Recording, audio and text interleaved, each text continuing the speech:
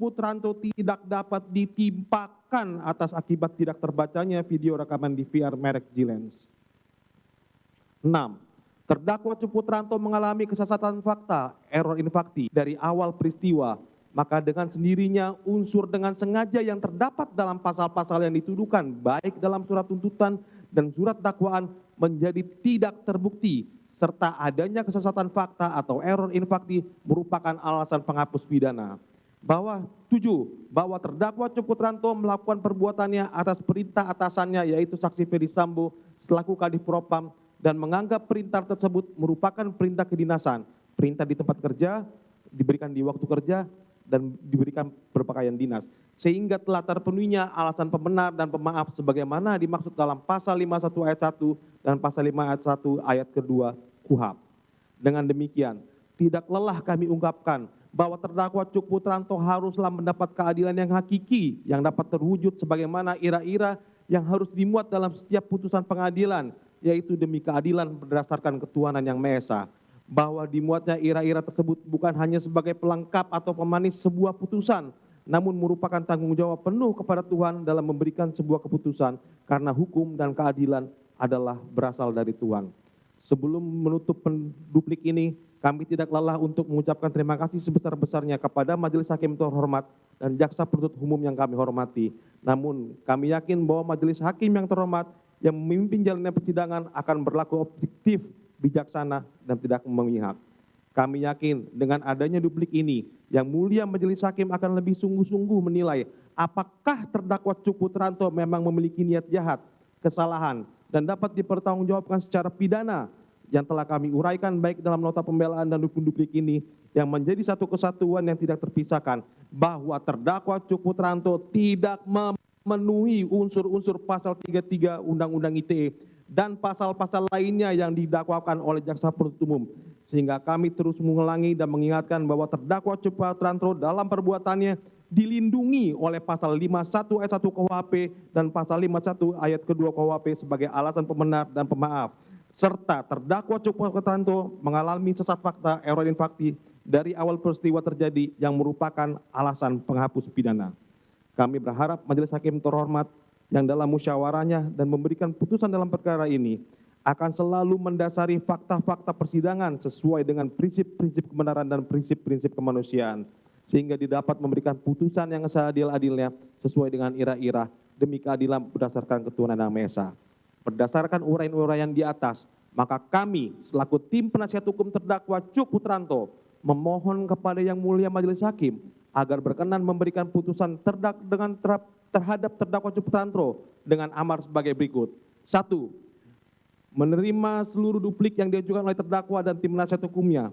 2. Menyatakan terdakwa Cuk Putranto tidak terbukti secara sah dan meyakinkan menurut hukum melakukan tindak pidana sebagaimana didakwakan dan dituntut oleh Jaksa Penuntut Umum. 3. Membebaskan terdakwa dari seluruh dakwaan dan tuntutan Jaksa Penuntut Umum. 4. Melepaskan terdakwa dari seluruh dakwaan dan tuntutan Jaksa Penuntut Umum. 5. Mengembalikan barang bukti kepada yang berhak. 6. Merehabilitasi nama baik, harkat, dan martabat terdakwa dengan mengacu pada ketentuan Peraturan Pemerintah Nomor 92 Tahun 2015. 7. Membebankan biaya perkara kepada negara. Dengan demikian duplik ini kami sampaikan dengan keyakinan kami yang sungguh bahwa Yang Mulia Majelis Hakim Perkara akan memberikan putusan bebas, free track, atau lepas onslaught kepada terdakwa Cuk Putranto. Kiranya Tuhan Yang Maha Esa memberikan rahmatnya kepada kita semua, khususnya kepada Yang Mulia Majelis Hakim. Atau apabila Yang Mulia Majelis Hakim berpendapat lain, kami mohon putusan yang seadil-adilnya. Ex aequo et bono. Jakarta, 8 Februari 2023. Hormat kami, tim pembela Cuk Putranto.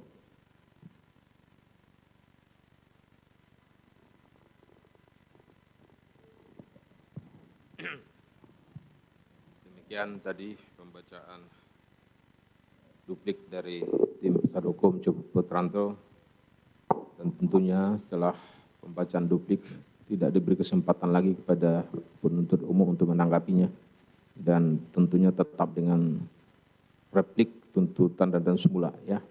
Demikian juga tim penasihat hukum tetap dengan duplik pembelaan semula. Dan selanjutnya agenda persidangan perkara ini akan masuk kepada putusan.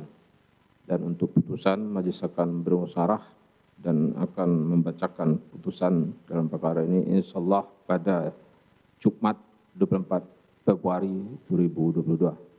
Ya, saya kira cukup jelas, tidak ada pertanyaan. Maka sidang dalam perkara ini dinyatakan ditutup dan ditunda.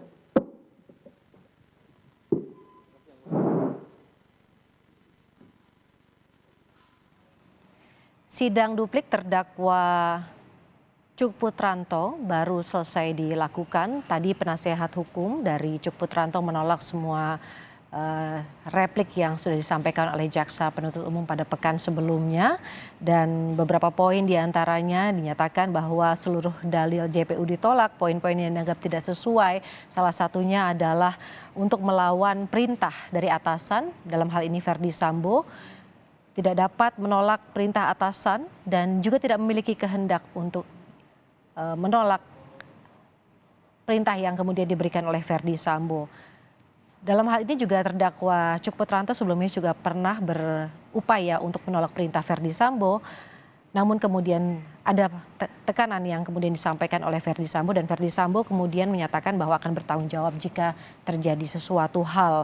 Intinya adalah penasihat hukum meminta bahwa majelis hakim melepaskan seluruh dakwaan yang diberikan oleh jaksa terhadap terdakwa, kemudian merehabilitasi nama baik terdakwa, dan juga memberikan putusan bebas bagi terdakwa Cuk Putranto.